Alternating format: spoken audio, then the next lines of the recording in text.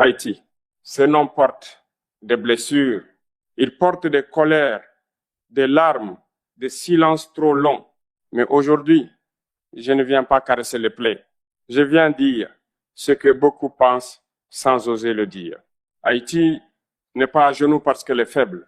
Elle est bloquée parce que sa force n'est pas organisée.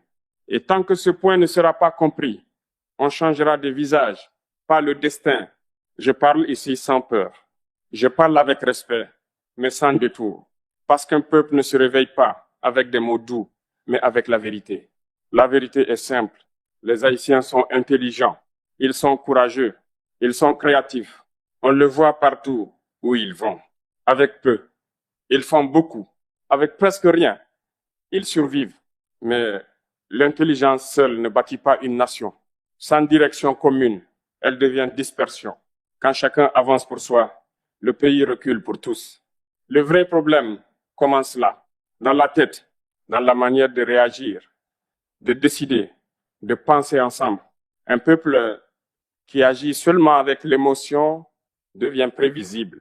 Et un peuple prévisible est facile à manipuler. La colère peut être juste, la douleur peut être légitime, mais sans contrôle, elle se retourne contre ceux qui les portent. Quand on pousse un peuple à la rage permanente, il ne réfléchit plus. Quand on le maintient dans la peur, il obéit sans comprendre. Quand on l'enferme dans la haine, il détruit ses propres frères. Beaucoup de conflits internes ne servent pas la population. Ils servent ceux qui observent de loin. La vraie liberté commence quand un peuple apprend à penser avant de réagir. Il y a aussi une autre chaîne, plus discrète, mais très lourde.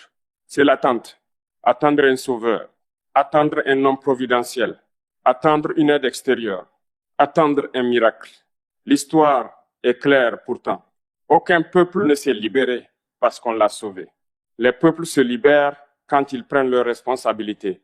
Responsabilité ne veut pas dire tout porter seul. Responsabilité veut dire comprendre son rôle, respecter ce qui est public, respecter le travail, respecter la parole donnée, respecter le temps. Un pays n'avance pas seulement avec des discours, il avance avec des habitudes saines répétées chaque jour. On parle souvent de leadership, mais un pays ne meurt pas seulement par manque de leaders. Il souffre surtout par manque de citoyens conscients. Tout le monde ne doit pas diriger, mais tout le monde doit comprendre. Comprendre ce qu'on soutient, comprendre ce qu'on rejette, comprendre les conséquences de ses choix. Voter avec colère ne change pas le système. Cela ne fait que remplacer un visage par un autre. Suivre sans réfléchir n'est pas de la loyauté. C'est abandonner sa responsabilité morale. Un peuple éveillé limite naturellement les abus.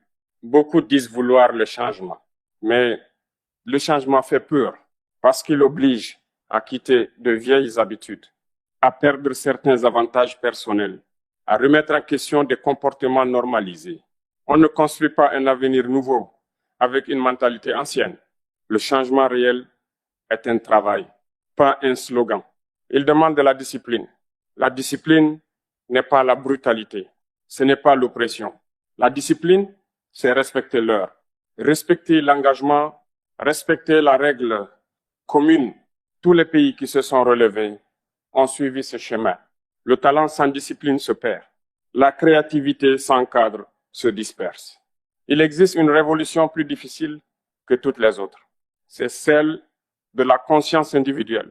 Quand chacun justifie ses propres fautes, quand on excuse ce qui nous arrange, quand l'injustice devient normale, le système se reproduit sans bruit.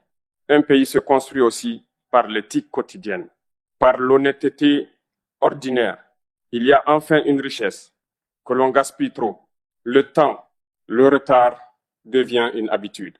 Les promesses non tenues deviennent culturelles. Mais le temps, c'est la vie, c'est l'avenir. Un peuple qui ne respecte pas le temps compromet son futur. La haine ne construit rien. Elle brûle, mais elle ne bâtit pas. Les nations qui se relèvent choisissent la vision, pas la vengeance. Penser à long terme demande du calme, de la patience, mais c'est le seul chemin solide. La vérité finale est celle-ci.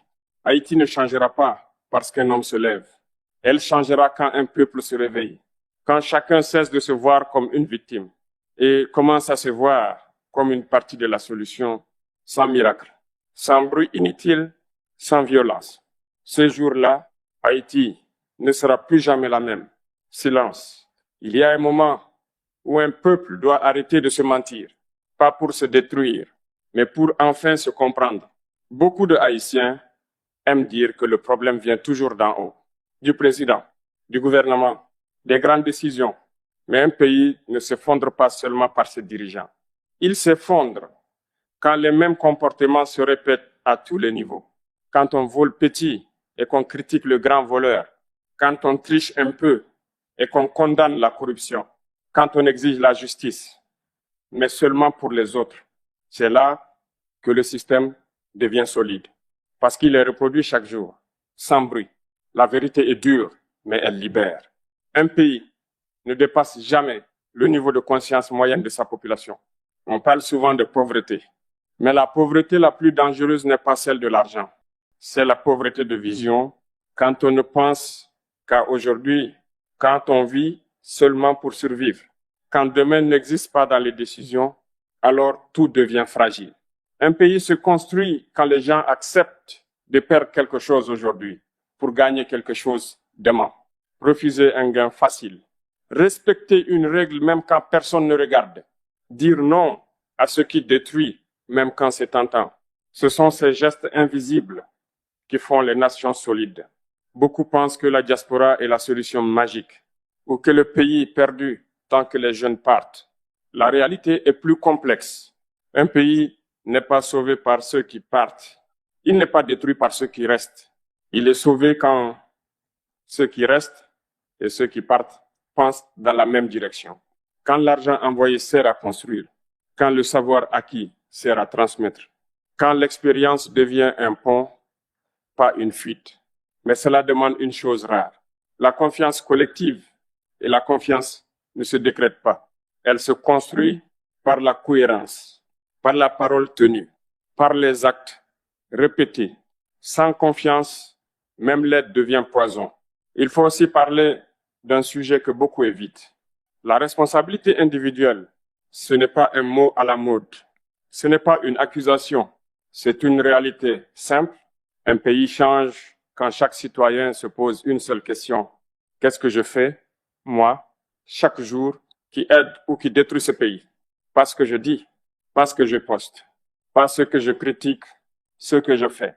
Comment je travaille, comment je traite les autres, comment je respecte ce qui ne m'appartient pas. C'est là que commence la vraie révolution. Beaucoup veulent une rupture brutale, un choc, un événement spectaculaire, mais les pays durables ne se transforment pas dans le chaos. Ils se transforment dans la constance, jour après jour, geste après geste. Cela demande de la patience, et la patience est difficile quand on a trop souffert. Mais il n'existe pas de raccourci solide. La violence détruit vite, la construction prend du temps, et pourtant, c'est la seule qui dure. Il faut le dire clairement. Un peuple qui ne se respecte pas ne peut pas exiger le respect du monde. Le respect commence à l'intérieur, dans la façon de parler, dans la façon de débattre, dans la façon de ne pas transformer chaque désaccord en guerre. Penser différemment n'est pas une trahison. C'est une richesse quand le but est commun. Et le but est simple. Vivre dignement, construire un avenir, laisser quelque chose de plus stable aux générations suivantes. La dernière vérité peut être la plus difficile à accepter. Haïti ne manque pas de solutions. Elle manque d'exécution collective. Beaucoup savent quoi faire. Peu acceptent de le faire longtemps ensemble. Mais le jour où la majorité choisira la discipline plutôt que le chaos, la vision plutôt que la haine, la responsabilité plutôt que l'excuse, ce jour-là, sans bruit, sans annonce officielle, sans miracle, Haïti commencera à changer pour de vrai. Et ce changement ne pourra plus être arrêté. Il faut maintenant dire ce que beaucoup évitent. Parce que tant que ces vérités restent dans l'ombre, le cercle ne se brisera pas. Commençons par la diaspora. La diaspora haïtienne est une force immense. De l'argent, du savoir, des compétences, mais une force mal organisée peut nourrir le problème autant qu'elle aide. Envoyer de l'argent pour survivre n'est pas la même chose que construire pour durer. Quand chaque aide sert seulement à réparer l'urgence, l'urgence devient permanente. Quand on aide sans exiger de cadre, on entretient le désordre sans le vouloir. La diaspora ne doit pas être une béquille éternelle. Elle doit être un levier. Un levier demande une direction, des règles claires, de la transparence. Sans cela, même la bonne volonté fatigue. Il faut aussi parler des élites, pas pour les accuser en bloc, mais pour rappeler une vérité simple. Dans tous les pays, les élites ont une responsabilité particulière. Quand elles se coupent du peuple, le pays se fracture. Quand elles utilisent le système sans jamais le renforcer, le système s'effondre. Accumuler sans investir dans la stabilité commune n'est pas une réussite durable, car un pays fragile finit toujours par fragiliser ceux qui croyaient être à l'abri. La vraie élite n'est pas celle qui possède, c'est celle qui structure, forme, transmettre, créer des institutions qui survivent aux individus. Sans cela, la richesse devient isolée et l'instabilité gagne. Il faut maintenant regarder le système international. Soyons clairs, le monde n'est pas un espace de justice, c'est un espace d'intérêt. Les pays n'agissent pas par amour, ils agissent par calcul. Cela ne fait pas d'eux des monstres, cela fait d'eux des acteurs rationnels. Un pays désorganisé devient un terrain d'influence. Un pays dépendant devient négociable.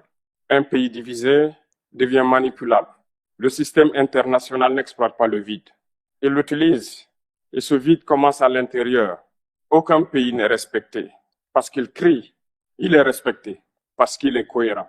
Cohérence dans ses institutions, cohérence dans ses règles, cohérence dans sa vision. Le monde respecte ce qui est stable. Il faut aussi briser une illusion dangereuse. Croire que le salut viendra de l'extérieur est une erreur stratégique. L'aide peut soutenir, elle ne remplace jamais l'organisation interne. Sans institutions solides, chaque intervention devient temporaire.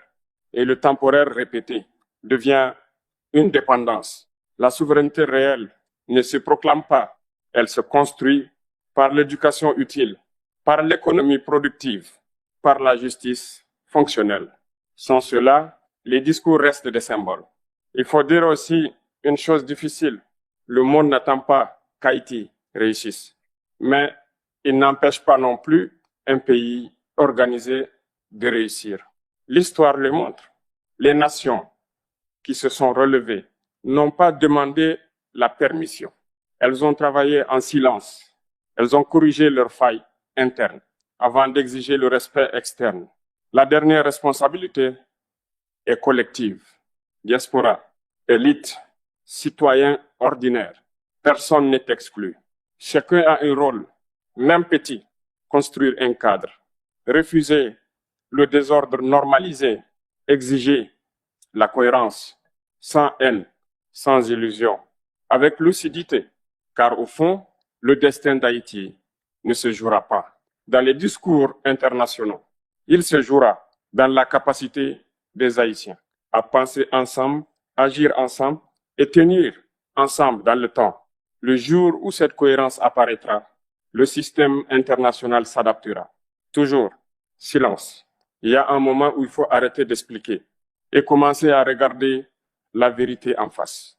Tout ce qui devait être dit l'a été. Tout ce qui devait être compris est maintenant clair. La question n'est plus qui a raison. La question n'est plus qui est coupable. La seule question qui reste est celle-ci. Que faisons-nous maintenant? Parce que la vérité, ce n'est pas ce que l'on sait, c'est ce que l'on fait après avoir su. Haïti n'est pas condamnée, mais elle n'est pas non plus sauvée. Elle est à un point précis de son histoire. Un point où continuer comme avant n'est plus une option. Chaque génération reçoit une responsabilité. La nôtre est simple à formuler, mais lourde à porter.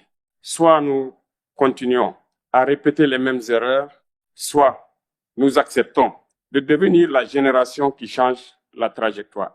Changer la trajectoire ne demande pas des héros.